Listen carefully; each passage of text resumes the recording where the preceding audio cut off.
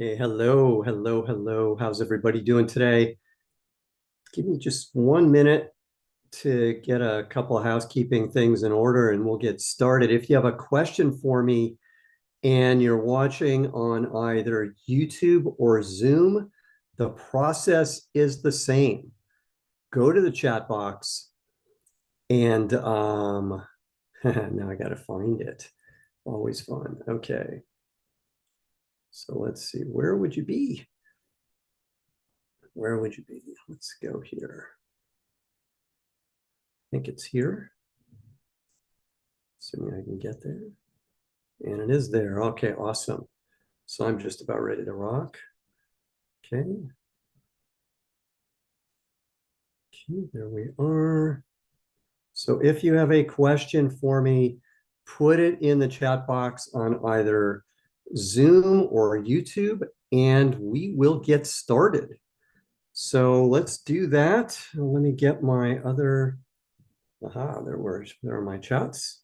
Okay, great. Everybody can hear me. So if you have a question for me, put it in Zoom or YouTube, and I will be happy to answer it. And let me give you just a quick primer for my YouTube audience. If you haven't already joined Zero to Pitch or Zero to Pitch Gold, there is a QR code to my, that's my right, which means this is to my left. To my left, and you just scan that code and you'll be asked some questions and you can join Zero to Pitch Gold. Actually, that is the paid site. All of $150 a month, massive bargain, $21,000 of value for all of $150 a month. So all you have to do if you have a question for me is just put it in the chat box on either Zoom or YouTube, and we will get started. So let's do that. And I'm going to go look at my questions too. Let's see what the questions are that we have already. So while I wait for those questions to form, there we go. There we go. Okay, so excellent. Okay. All right. Okay, there we are. And the question starts with sir, which makes me feel very old. So you can just say, hey, Brett, or hey, you, or something. But sir, man, that just, I prefer not to be sir. And anyways, it's all in, I appreciate it, but let's read the question. When you mentioned that we should aim to capture at least 10 to 20% market share and ideally up to 50%, were you referring to a share of the total addressable market or the serviceable obtainable market, the serviceable addressable market? Great question. Okay. Okay, so a primer on served available market, total available market first. Let's go through some definitions so we can kind of understand what we're talking about. Served available market, that is the market that we're going after today. So that's where we are today. Total available market, that's the future. That's our vision. So served is today, total's the vision. Now, what this person is asking about is I've made comments, which he is absolutely 100% correct, saying, hey, your goal is to get at least 10 to 20% share. So why is this important? There's a really good reason why. So the reason is if we aim for 1 or 2% or something like that share of a market, we're not relevant. And our product probably isn't going to do very well. And if you tell, this is, by the way, a classic thing, you show a big market number, say, oh, our market is $1 trillion in size. I see this one all the time. And from an investor perspective, and all we need to do to be successful is all we need is just 1% of the market, right? And then investors look at that and they go, not going to work. And the reason is, again, because you're not relevant. So what's the antidote to this? Niche down. Keep dividing your market down until you get to a relevant number. What's relevance? My goal is always to be at least second in any market that I'm in. If I'm addressing a market, I want to be at least the number 2 guy, ideally the number 1 guy. So how do I do that? Or how should you do it? You niche down, you keep breaking down the segment until you're relevant to a group of people. I don't care how small it is, because at the beginning, we could have all these dreams of building $1 billion revenue company. But I will tell you from experience, getting the first customer is really hard. Getting to $1 million is really hard.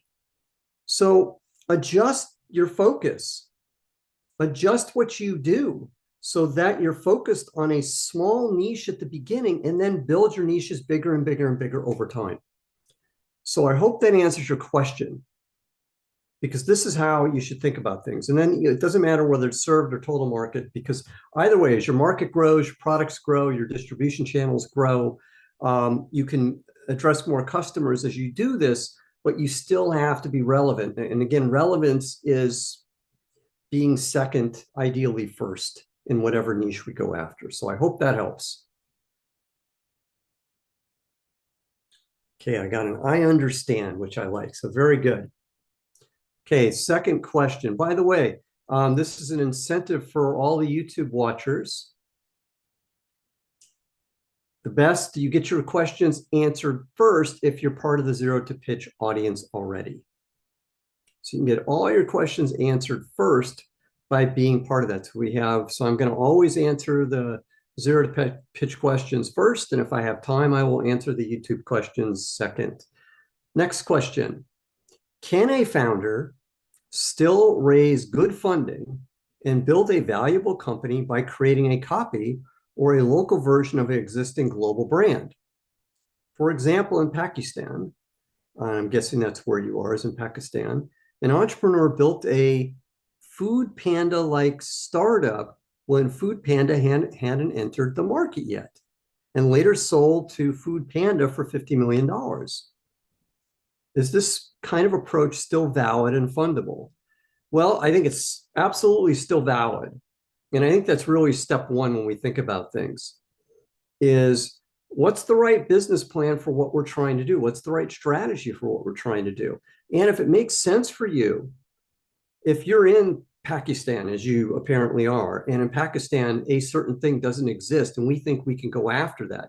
And there are all sorts of examples of these types of things all over the world, of various versions of things that might be here in the United States that maybe don't exist in other countries. Somebody else does it and personalizes it for that region. Sure, that will work. Absolutely. Now, the second question of is it fundable? That is an I don't know question, because it's very specific to what you're doing and what investors want.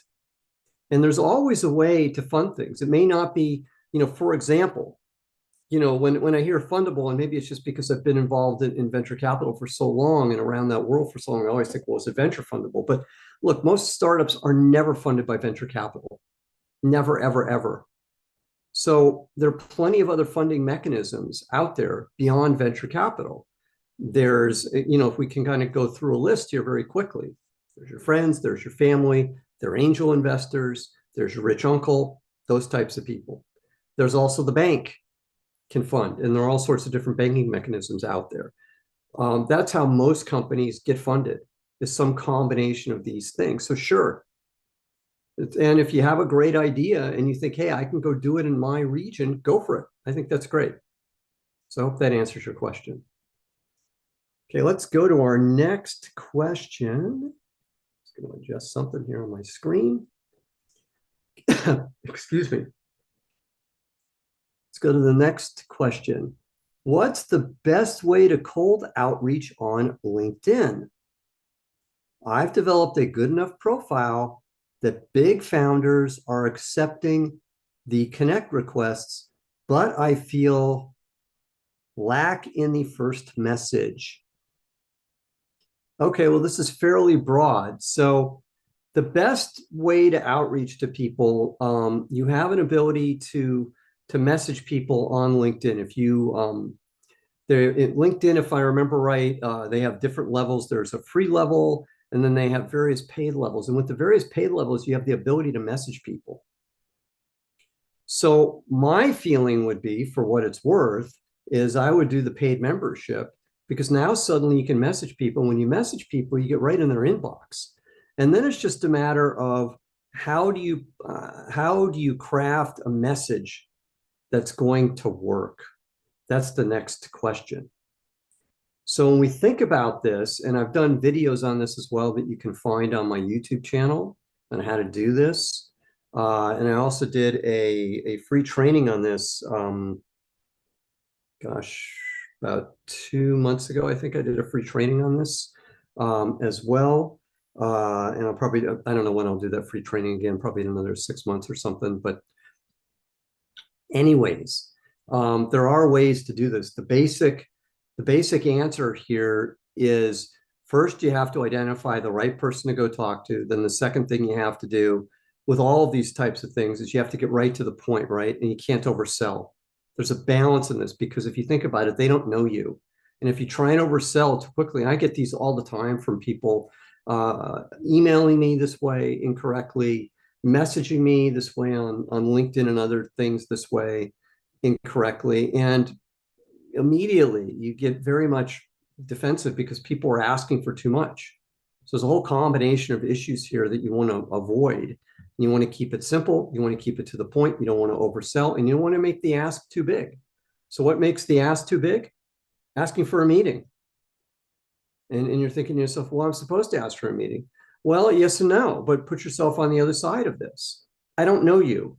You send something to me and say, all I need is 15 minutes of your time. Nobody ever needs 15 minutes of time. It's 15 minutes turns into 30 minutes, turns into an hour.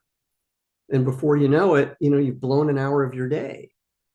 So you have to think about the other side of this really well. So think hard, about doing this, because the answer to this is, on the flip side, is maybe the ask should be instead of saying, hey, I want a meeting, ask the person what are the next steps. If they're interested, they'll tell you. If not, okay, time to move on to the next thing. All right, so let's go to our next question. I want to ask you something related to founder market fit. Okay, I'm a Muslim man with a beard, and I'm starting a cosmetics brand. Do you think this could be seen as unusual or concerning to investors? Honestly, I used to be very shy around women, and it felt nearly impossible for me to imagine entering this industry. But when I deeply reflected on myself, I realized I could do anything. And if I fully understood my customers, I put in the hard work. Well, you know what? Be yourself. That's my answer. And the right investors will not care. And since you are in a part of the world where I think probably the way you look, my guess is probably pretty normal, then you'll be fine, would be my guess. So, personally, just be yourself. I mean, if people are bigoted and look at you the wrong way, then they're not the right people that you want to work with anyways. Okay. Let's go to our next question.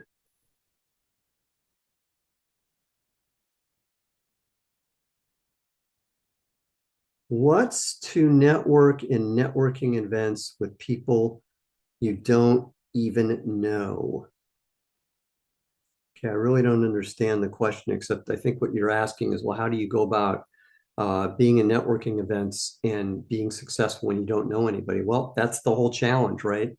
Is you have to, if you want to do that and be successful at that, then you have to learn how to navigate that world, which means you have to be aggressive.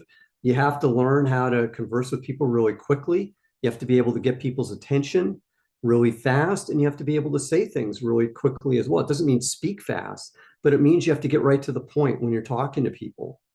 Now, I will tell you that would not be my strong suit. If I was to do networking events, then I probably wouldn't do too well at networking events. So I probably wouldn't prioritize those. It's not my strong suit. That's not where I would excel.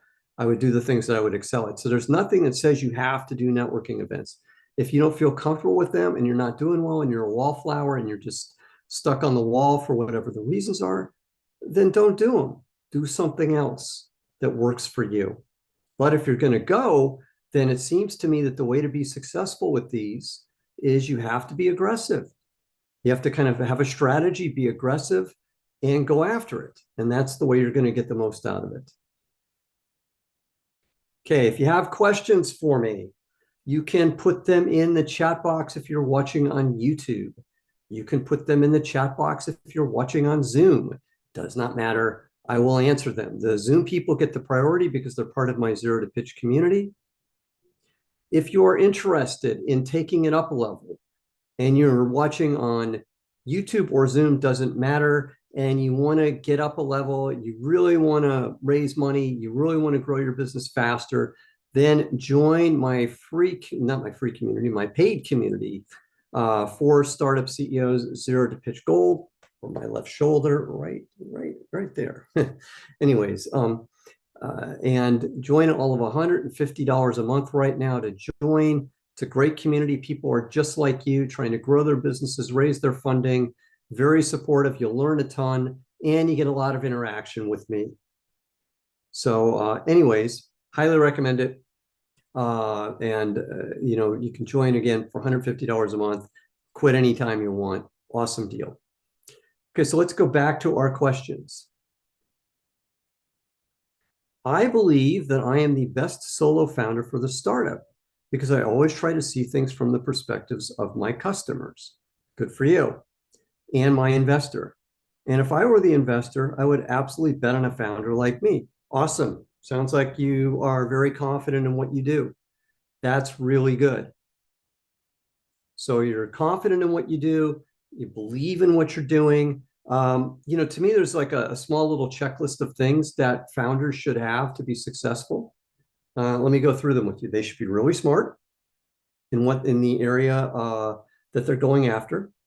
They should be very passionate about it, almost fanatical about it, because you're going to need to be fanatical because there are going to be all sorts of bumps in the road you're going to go through. Things are not going to be easy. You're going to have all sorts of crazy things happen to you. I can totally guarantee it. So you have to be fanatical. You have to have integrity. If you don't have integrity, then on the other side of it, you can't build trust with investors. You can't build trust with customers. You can't build trust with your team, and you will eventually fail. So these are my three biggies. You've got to be smart, you've got to be passionate, you've got to have integrity, and I'll give you a fourth one. You have to have a clearer idea of what you want your culture to be as well, your company culture. It turns out, this may surprise you, but if you're going to look at what's the biggest determiner, I think that's a word, of whether a startup is successful or not, it is the company culture. So we want our company culture to be great. We want to have a culture where people want to stick around forever. So it's called the commitment culture. That's the one when you look at kind of all the studies that have been done. Stanford did a study about 20 years or so ago on this. And the commitment culture, it turns out, is the best culture for a startup. Period. End of story. Isn't even close when you compare it to all the other culture types that are out there. So focus on your culture as well. So these are the four things: smarts, fanaticism about what you're doing, integrity, and culture. Those four things. Okay, let's move to our next question. If you have a question for me, you can put them in the chat box. So let's see. Okay, I've already answered that one. Do that, okay. All right, so if you've got questions for me, you can put them in the chat box on Zoom or YouTube. And let me see what we've got here for questions. Does your early stage startup need a COO? COO meaning Chief Operating Officer. I have really strong opinions on this one. And my really strong opinion is no. If we're starting a startup and we have a COO at the beginning, by the way, I made this mistake. So this comes from my own, my own learnings on stupid things that I did. COO is about one of the last things that we need at the beginning of a company. It's a title that doesn't really make sense for a small company because if you think about it, we can kind of go through a very simple list here. COO means Chief Operating Officer, right? It means that, okay, they're going to run the day-to-day operations of a company. All right.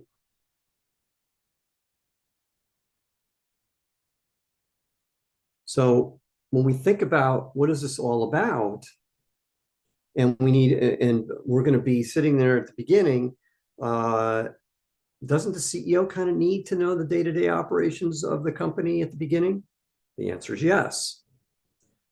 Doesn't well, COO also has got to be understand the business side, has to be very detail oriented. If you go through the checklist of things that a COO needs to be good at, those are all the things that a CEO of an early stage startup needs to be good at too.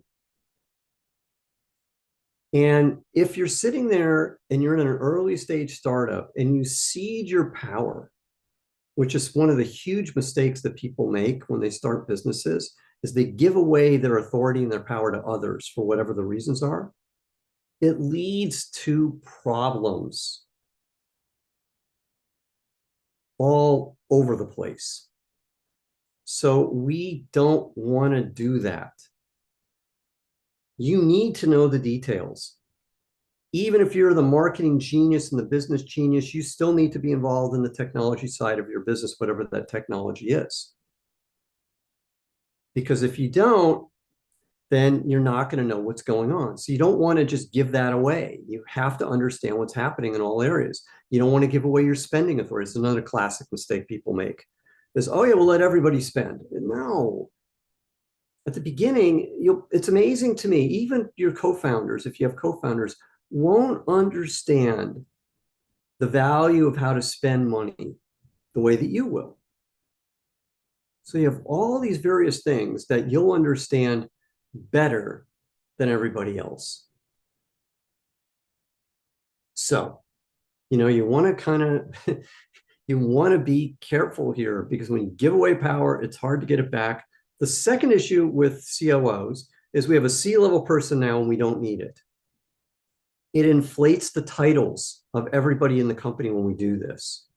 So now suddenly the COO is going to hire people who are VPs, who might have been directors before. You're paying them more money. The VPs are going to hire people who are directors who could have been managers. They're going to pay more money. All through the system now, we're paying more money by doing that. And because now you have a COO, maybe some other executives, they want to be C-level executives too. So now suddenly we go from just having a COO to having a CMO, a CSO, gosh, whatever the rest of the C's are that are out there that we don't need. None of which you need in an early stage startup. And if you're having to bribe people, essentially, because these are all bribes when we really think about them, if we're having to bribe people to join our company with titles, these are red flags. Because if people are more interested in the titles than they are in the work or the belief in the company, something is wrong with what you're doing. You don't need to do it. Good co-founders should be just as fanatical as you are about the mission. If they're not, it's again red flags. So what's the answer here? Don't do it. The only C-level person that you need at the beginning of your company, you as CEO, maybe a CTO, Chief Technology Officer, or VP of Engineering, one of the two. But we don't need anything else. We don't need a CFO. We don't need a CMO. We don't need a CSO. We don't need a COO. So there's a lot of don'ts in there. Don't make this mistake. I made this mistake. I ended up firing my COO within 5 or 6 months of us being operational. He was a good guy. He was a smart guy, but his ego got to him. And he believed that he was above the other co-founders that we had in the company. And that created all sorts of problems, and I had to act. It was a mistake. I don't know if I go into the Wayback Machine, whether or not he would have been okay the other way, but it would have at least maybe given us a chance for him to be okay. So anyways, you live and you learn, and you can learn from my mistakes. That's when I would not do it again. All right, if you have questions for me, put them in the chat box on Zoom or YouTube. Okay, question for me. I just want to say that I'm committed to going to zero to pitch gold with my startup. And I'm planning to stay focused for the next 4 to 5 months, zero to gold, okay, with my startup. Okay, I'm staying focused for 4 to 5 months, especially as I get closer to raising funding. I truly believe that when that moment comes, you'll be there to help me sharpen my pitch and guide me in the right direction. So my question is, it's a long buildup. So my question is, during the fundraising process, can I come to you for honest feedback on whether what I'm doing is right or wrong? The answer is yes, because I know you have deep experience and I really value your insight. I appreciate that. Yes, I will tell you what I believe, right or wrong in terms of what you're doing. Okay, next question that we have. I want your honest opinion. For an early stage startup like mine, what do you personally think is the better path? And I don't think I'm going to be able to answer your question because I see where it's going. Angel investing, pre-seed rounds, or applying to something like Y Combinator. I've been following YC closely, and I really like the quality of their content and guidance. I do too. I think the YC people are great. I can't answer your question. I'd need an infinite amount more detail to be able to give you a detailed answer on your question. So you have to kind of do what you think is best for you. I don't think there's any harm in applying to YC, quite frankly. So if you believe that you're a fit, you believe you've got something different, go for it. Why not? That's what I would do. Okay, let's go on to our next question. If you have questions for me, you can put them in the chat box on Zoom. If you're one of my zero to pitch people watching, or on YouTube, either way, it works. Okay. This looks like a question where I might not have enough information to answer. Should we offer accelerated vesting at a $125 million acquisition to drive alignment and execution? And what structure best balances incentive and retention? Okay. I think what you're talking about, and I'm going to take a little bit of a journalistic license here, so to speak, because I'm going to read into this a little bit. Typically, if we're going to do accelerated vesting, that's usually for the CEO and maybe the other co-founders in the company. There may be some sort of single or double trigger acceleration of vesting upon an acquisition. And then there are other potential things that you might do that for as well, like for wrongful termination or things like that. Those would be the only people that you would do this. But the alignment piece that you're talking about, I don't understand how that aligns anything with anything. This is all about protection, protecting you in a change of control situation. That's what we're really talking about here. So if you're acquired and you want to make sure that during that acquisition process, you are protected, because let's say that you have a 4-year vesting on your initial equity that you got as a CEO, because typically we have reverse vesting. So even though you might have 25-30% of the company, whatever the number is, that doesn't mean you get all that up front. It's going to vest over time. So let's say we're in year 1.5, let's say, and magically you get an offer to be acquired. Well, that's great. That's really good stuff that you got this offer. Now, having said that you got this offer, and let's say that what happens to your equity? Because now you've got 2.5 years or so of equity that is unvested. And in theory, they could acquire you, fire you, and then suddenly you lose all this equity. So what's the protection?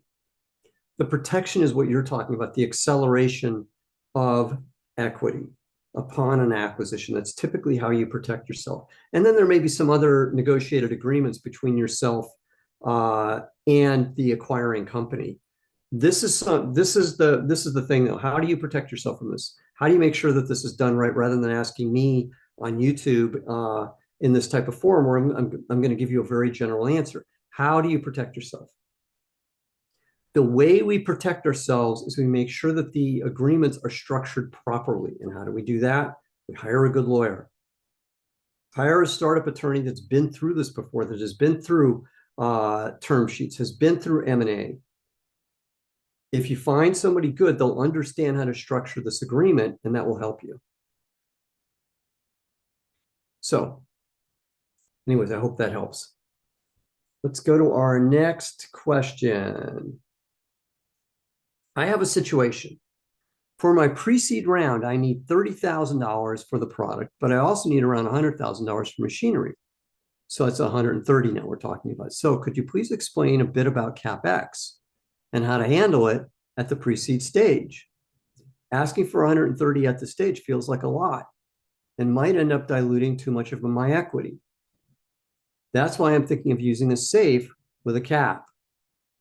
Okay, let's ignore the safe note for just a second. And then there's a second question as a follow-up, which we'll get to. Okay, the first part of your question is, well, look, the money you need is the money you need. And the market's going to tell you, the market being is investors is going to tell you whether you're asking for too much or not. That's part of our answer here. Is you can't break it up into, well, I need $30,000 for the product, $100,000 for CapEx. You haven't even told me about what are you going to pay yourself. You also got salaries. And typically salaries are where we spend the most money, quite frankly. So you have to kind of add it all up, and you want that money to last you ideally 18 to 24 months. So how much money do we need? And then if you believe the right amount of money, let's say in your particular case is $130,000, okay, great. Then you got to go find investors that are going to go do that. The thing I would not worry about is the dilution. I think when we start worrying about dilution, and I understand the fear, but there's a very simple question. There's a very simple question you can ask yourself. Would you rather have 80% of what you had before the round and have a company, or 100% of what you have now and not have a company? You're going to get diluted. That's just a part of life. If you need to raise the $130,000, you're gonna lose, depending upon where you're at and the risks involved. I don't know, 10 to 25% of the company probably would be my guess, without knowing anything. So you lose that. Okay, if that's the price, then that's the price. I just have a very pragmatic view of these things. It's like, if this is the deal that's to be made, then so be it. This is the deal that's to be made. If you need that money, and this is the only way you can go forward with what you're doing, and there's no creative way that you can spend less, then that's what you need to do. I wouldn't worry about, the dilution. I understand the fear and everything, but just if you're successful at the end of the day and you go through the math, you'll recognize that it won't matter. You're still going to have a ton of money. So it's more important to raise the money than it is to try and squeeze every last percentage point out. And then going back to your question about, should I do this as a safe note? Should I do this? Should I do this as just a straight standard investment? There are arguments on both sides of this in terms of what to do. It's a matter, typically it's the investors that you're dealing with. You want to have some flexibility because, certainly this size of investment kind of reeks of angels or friends and family. If you're dealing with friends and family, then I would not do a safe note because they're probably not going to be sophisticated to understand it. If we're dealing with angels, then sure, you probably can do a safe note, but you need to be flexible.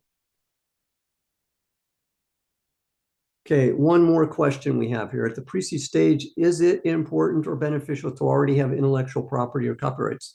The more benefits and strengths we have as a business, the better. It's always better to have these things, to have intellectual property, copyrights, patents, all these things. How much are they really going to matter? Who knows? But it's better to have them and better to be thinking this way from the start than not. Okay, let's go to our next question. Uh-oh. Zoom is doing crazy things today. Okay, here we go. I am doing a solo startup. Some directors from hedge fund showed early traction. I want to introduce you to your product internally when yours is live. But when I try to find co-founders, they don't join because it's going to be too hard. My idea hasn't met product market fit or even problem market fit. I get too confused if I am just dreaming or is something wrong? Yes, something is wrong. How can I get self-belief even if I do not have it, but I feel it's being weakened? Okay, well, there's a lot to unpack there. If you don't believe, then nobody else is going to. And I'm reading a lot into this, but if I am a co-founder, you're talking to me and you're pitching me, why am I going to want to work with you if you don't believe? I'll let that sit for a second. I'll have a drink of water.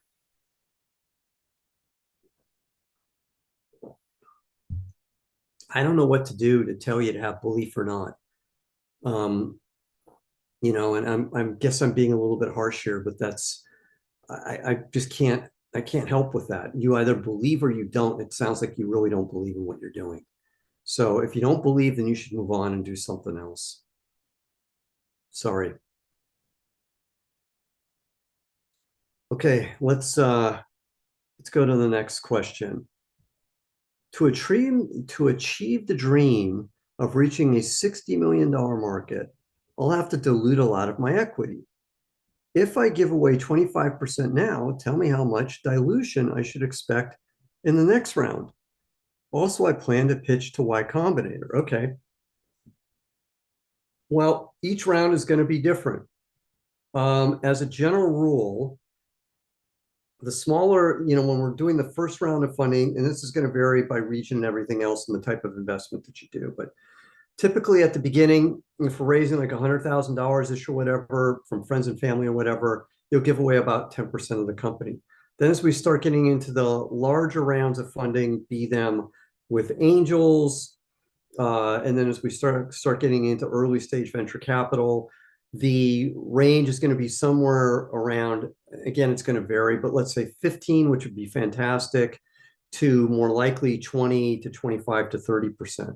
Then as you start raising big amounts of money, the percentages that you give away get smaller. And then suddenly it gets down depending upon the rounds, again, this is if your company's doing well. If it's not doing well, then you face the risk of being recapitalized, but that's again a different story. But if we're talking here, this would likely be like 10% or something like that in the bigger rounds, 50 million, $100 million rounds. So you can kind of do the math in terms of what you're going to get diluted depending upon how much money you need to get the cash flow positive. This is part of the work that you need to do, is how much money do I need? And remember, you can still be very wealthy and own 15, 10% of your company.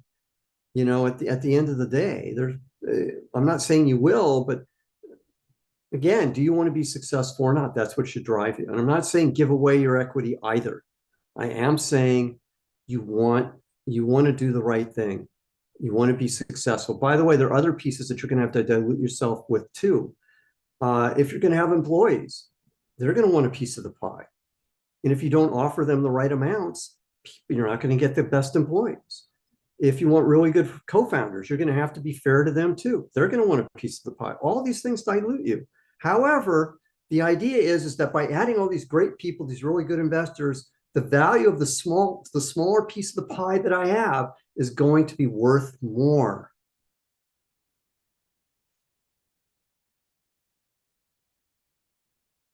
Okay, next question. It's a really good one. Hi, Brett. Do you always dilute proportionally between the shareholders? Yes. So let's go through a very simple example here. Let's say that you and your co-founders split up the equity between the two of you as co-founders 50-50. So you own 50%, your co-founder owns 50%. But let's say that you invest $100,000 in the company, your co-founder doesn't. What should the dilution be? And who owns what at the end of this?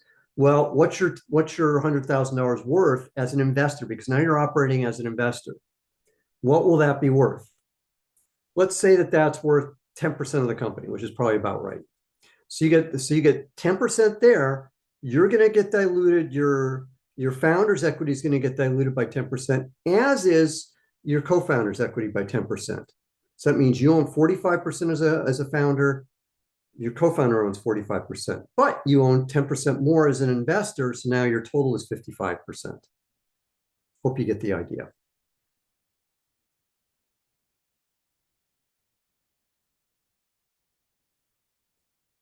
Okay, let's go to our next question. How to evaluate a potential co-founder? Indirectly, that doesn't feel like an interview because people won't also answer honestly to direct questions. Like, how do you judge for honesty, integrity, etc.? Well, you have to start building relationships with people. And sometimes with co-founders, it takes multiple meetings. But make no mistake about this, these are interviews. And by the way, you're being interviewed too. Good people have choices. It is a bi-directional communication, but you can ask questions. How would you handle this situation? How did you recruit your team? What would you do in that situation? There are all sorts of things that you can do to learn more about somebody. I have articles posted on my website about this that you can find. I think I've done videos on this subject as well. But you can ask people questions and don't be afraid. And also you should ask for references. And there are two types of references since we're talking about references. It's fine to ask somebody if they're going to be your co-founder and you don't know them, or an employee that you don't know. I'd like references. And ideally, I'd like a peer. I'd like somebody who's been an employee. This would be for a manager level person, somebody who's been a peer, an employee, somebody that you've worked for. Those three things. And then they'll give you the references. And usually those references are going to be very good. If they're not, red flags should be going off all over the place. And the other thing you want to look for is, sorry, I'm about to sneeze if I'm not careful. So the other thing that you're going to look for are what are called backdoor references. Backdoor references are, can you find people that know this person and will give you kind of an objective viewpoint of what they're like? And these are really valuable to do, to go talk to people that you know that might know somebody. These are what are called backdoor references. In other words, they're kind of unauthorized, but they're really good. They're very helpful. You have to understand the perspective of people too, by the way, because sometimes people have access to grind, and you can run into this too. So you have to be a little bit careful with these to understand the perspectives. And one of the things you can do at the end of this is you can ask, let's say that you have somebody who comes back and the backdoor references are bad for whatever reason. You can ask them, what am I going to hear from people that know you really well? Tell me what I'm going to hear. And this is, by the way, another honesty check, because people who are honest will tell you, well, these are the good things you're going to hear, and these are the bad things that you're going to hear, all of which are fine. And you want honesty. Integrity matters in this. If you think you can bring on somebody who's what I call a brilliant jerk, we've all met them, we've all worked with them, the really smart, quote unquote, smart person who maybe isn't that smart, but is a jerk, difficult to deal with, doesn't answer questions properly, lies, but seems like a brilliant technologist or whatever person they might be in your company. You can't work with them. It will fail. I can guarantee it. And if you think, well, I can live with it, it'll be okay. Never is. It's a mistake almost all of us make, including me. We all do it, but you want to avoid it as best you can. Okay, let's go to the next question. I'm being asked a question here. I'm sorry, I'm just not going to be able to answer this one, but I'll tell you what the question is. How much equity should I aim to retain in the end? And by the way, I already have set aside 10% from this for ESOP. Okay, that's great, but you may need more. And remember, you're going to have employees all through the life of the company. So 10%, that 10% might last you a year to 2 years. Then you're going to need another 10% and another after that and another after that. I can't tell you what your equity is going to be at the end of this. I can't. And by the way, just because you have an initial grant that you've given yourself and agreed to doesn't mean that you can't ask for over time more equity from your board of directors. I have a rule for that, but it's a little more complicated and we're running out of time. So sorry, I can't answer it all the way. Okay, does a country's politics also affect investors? And when a country's economy is at rock bottom, is it actually a good time for startups? Okay, I'm going to answer the second question first, which I'm going to answer in a broader sense, which is more about recessions. Are recessions a good time for startups? Oh, yeah. And I'll tell you why they're a good time for startups, because recessions don't last forever. I think the average time of a recession is like 18 months or something like that. So if you think about it, let's say you get funded right at the beginning of a recession and you're in development for a year and a half, or whatever it is, and you get your product out, you're getting your product out just as the economy is getting better. So that's just one of the benefits of being able to start during a recession. The other benefits are it's easier to find people, they have less choices, rent is cheaper, equipment's cheaper, all these things are cheaper. It just takes guts to do it. And you find out who the true entrepreneurs are when you start a company in a recession. So yeah, recessions are great. That's what I would tell you. Your politics, boy, that's a harder one to answer. And especially when I think about right now in the United States, what's going on with our politics and how that's going to affect things, that is a wild guess, how things are going to be affected by what's going on here. I have no idea. And it could be catastrophic. If you think about really the worst case possibilities here, we have tariffs, which are going to raise prices on everything. It could be that we have a huge market crash that happens because stocks are at an insane level right now in the United States and are likely to go down. And you have the out of controlness of what seems to be happening here. So there's a lot of variability. Markets don't like variability. Remember, you're dealing with a class of investors here. So people may want to just hold on to their money, which may make, this is the flip side of it, raising money is harder in a recession, even without all the political elements, because the bar is much higher.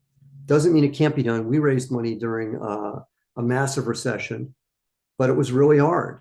And the bar is higher. You give up more of the company, which we ended up doing. But, it was a fair deal. That was the market. The market spoke. Okay. Let's go to our next question. Thanks for all the great work that you do. You're welcome. About the legal work of setting a new company up. Which state should we register the company and any specific legal firm you suggest to work with? Okay, well, there are tons of really good legal firms out there that you can work with. Ideally, if we're thinking about, we're going to raise, again, I'm thinking more from a venture capital standpoint, if we're going to raise money from VCs, the ideal state to register in is Delaware. That's the best one. That's the most friendly one for startups to go register in. It has the most business-friendly laws. So that's the state to go do it in. End of story. And it's not massively expensive to do it. Okay, next question. Is it possible to renegotiate equity compensation for founders who have left but partially vested? Well, let me ask you this. First piece of this, if they're partially vested and they've left the company, then they should be done vesting, right? So that whatever their future vesting is should be done. There shouldn't be any more. So whatever they own, they own. Then it's a matter of, okay, what do you want to do with that? So let's say, let's go for probably a fairly realistic answer here. Let's say that you have a co-founder. Let's say that you had a co-founder. And by the way, hopefully everybody's doing this regarding vesting schedules. One cliffs at the beginning of vesting schedules, typically a 1-year cliff, which means for the first 12 months, nothing vests. And then at the end of 1 year, a quarter would vest, and then typically monthly, 36 more vesting periods for the rest of it. But let's say again, let's go back to this 1.5 year answer. Let's say that you have a co-founder, you gave the co-founder 40% equity. They're a year and a half in. So what does that work out to? It's going to be 10% after the first year. So it's about 15% of the company they would have. Doesn't work out. They quit or you fire them, whatever. So you have 15% equity. And now what do? Well, you can't renegotiate it. What you can do, because they own it, it's their equity. It's not a stock option which they're going to buy. It is equity that they own, unless that gets more complicated. Let's just leave it there. So they own the equity. They have it. Now you can buy them out if you want. That is an option. You can say, look, I'll buy your equity for this. Maybe they don't believe in the company, which probably they don't. And as long as the offer doesn't really affect you financially, you can do that. You can also say, okay, we'll buy part of your equity out, or we'll pay you in installments. There are all sorts of negotiations that can be done. I've been involved in several of these, interestingly enough.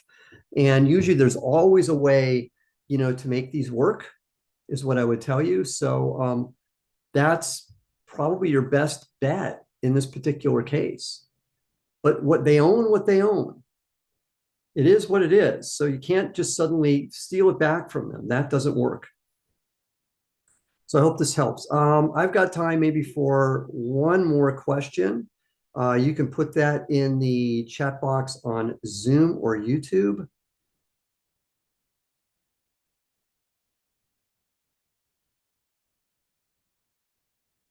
And I'll be happy to answer it for you. And I'm going to drink a little bit of water because I've been speaking pretty much nonstop for an hour. Or close to an hour, I should say. Reminder, if you're not already a member of my free community, Zero to Pitch, you can join that. There are links below the video to join. And if you want to become a paid member, Zero to Pitch Gold over my left shoulder, all of $150 a month, you get access daily office hours with me. Pretty good. I'm going to have office hours in about an hour. You could be in office hours literally in an hour working with me on your pitch deck, your business, whatever. Daily office hours, there are courses in there on how to be a better CEO, how to build your company, how to build your pitch, all those types of things. And you got a community of founders that's pretty much just like you, that's trying to grow their businesses, trying to raise funding for their businesses, etc. So you get all those things all for $150 a month. You can quit anytime you want. It's about $21,000 worth of value in there. All for that. So anyways, that's my final little self pitch of the day, is I'm giving you all this free stuff in terms of answering your questions. So see, it doesn't look like we have any other questions. I'll give you guys another minute and then we'll wrap up for today.